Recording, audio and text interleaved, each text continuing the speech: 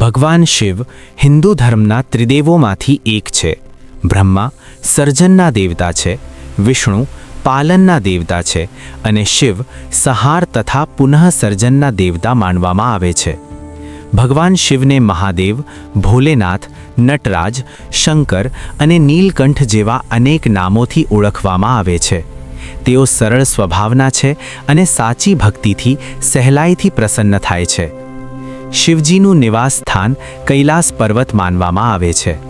તેઓ સાધુના સ્વરૂપમાં રહે છે, ભસ્મ લગાવે છે અને વાઘની ચામડી ધારણ કરે છે. તેમના ગળામાં વસુકી નાગ વળેલો હોય છે અને માથા પર ચંદ્રમા શોભે છે.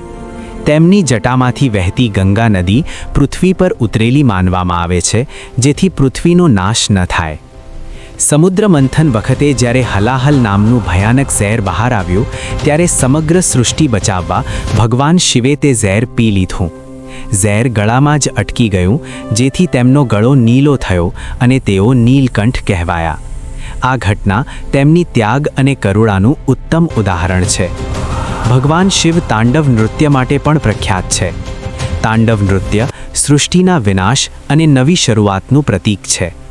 શિવલિંગ ભગવાન શિવનું મુખ્ય પ્રતીક છે, જે શક્તિ અને સર્જનનું દર્શન કરાવે છે.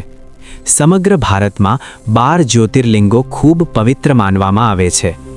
શિવજીને પાર્વતી માતા સાથે વિવાહ થયેલા છે અને તેમના 2 પુત્રો છે, ભગવાન ગણેશ અને ભગવાન કાર્તિકેય. ભગવાન શિવ ભક્તોને ધર્મ, સત્ય અને વૈરાગ્યનો માર્ગ બતાવે છે. તેઓ શીખવે છે કે સાચી શક્તિ અહંકારમાં નહીં, પરંતુ સંયમ, ત્યાગ અને ભક્તિમાં છે.